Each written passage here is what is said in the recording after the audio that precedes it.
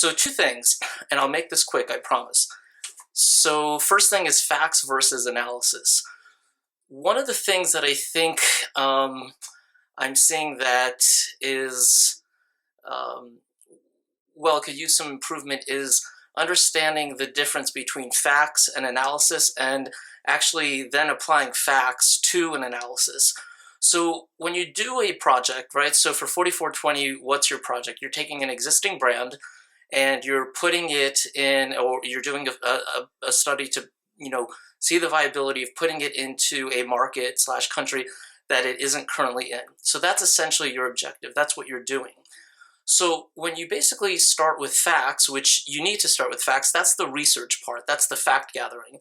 But you need to understand what to then do with those facts. So in other words, essentially all that, and I know it's hard work, by the way, I know it takes a long time. I don't question those things, but when you do all of that, quite frankly, the benefit, the learning that's going to really come is when you do an analysis. Just really looking up research and data, maybe that contributes a little bit to learning, but it doesn't contribute enough. So let me just give you a quick example. Analysis is more about taking the facts and applying them to the specific context of a project or a term paper or a report. So you have to apply and use your own thoughts and use your thinking skills, which I know you're all very much capable of doing, and apply that to the situation to make various points and to make an overall point, etc. So taking Apple now, I just shared with you facts. Here's a little bit more analysis. Apple, under Steve Jobs, was a legendary company. I always said that after his death, Apple will be a great company, but will no longer be a magical company, as it once was. One of the keys to understanding Steve Jobs' strategy is how he looked at what categories to pursue.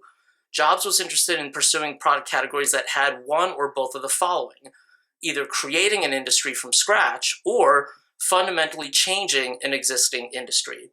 We saw this with the Mac. When it debuted, it was overpriced and underspec'd, but it was the first computer with a point-and-click interface. We saw this in 2001 with the iPod, and that business model and iTunes changed the way we listen to music and changed the music industry. And once again, we saw it with the iPhone in 2007, where it was one of the very first smartphones that eliminated the physical keys, allowing the birth of the App Store as we know it. Okay, so that would be more of an analysis. So what am I doing? Are there some facts? So I'm using the facts that I've gathered, and at the same time, are there some facts that are also baked in there? Sure, but I'm also applying it now. I'm taking things that I researched and then I'm putting it towards something. Again, I know this is general, but I hope you begin to get the point. I'm just really, because I really care about your learning, your education in general. Second thing I wanted to bring up, which has a little bit to do with the analysis, but it's about applying things in general. So for your projects, and this is both, but maybe a little bit for now more 4420. So with your projects, right? So you're asked to look at this from a market viability standpoint. You're looking at what type of opportunity this might be for the brand you chose, existing brand you chose in that existing market. So you don't need to share. And again, don't put all this, don't do all this busy work.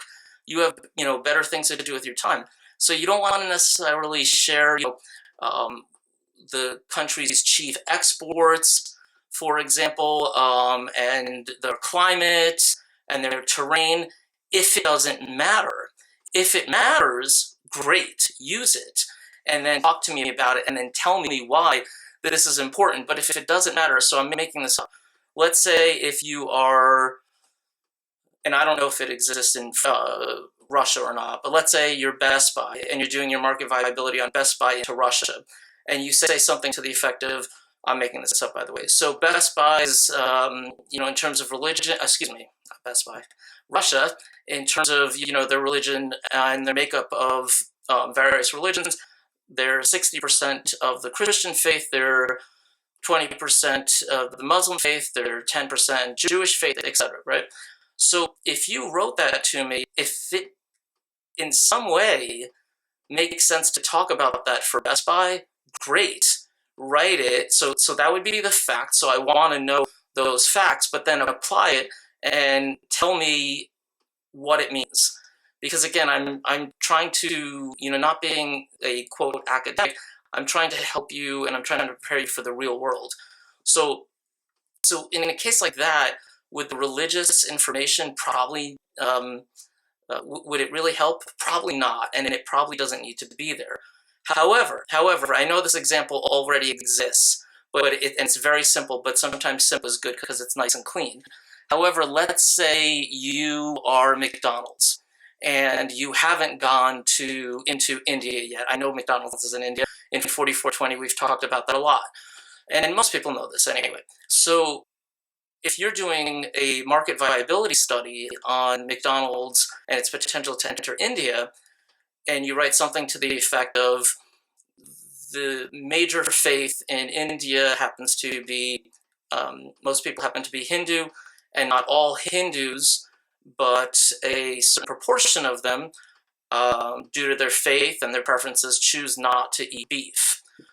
That's information that you want to have, because that does clearly apply to you as McDonald's selling the things that you sell, because obviously you want to make sure that you're not selling Big Macs there, but instead you're selling the McVeggie. So you see what I mean? I hope that you understand that this is what I mean by, so you've got facts, and then you've got analysis, and then you've got application.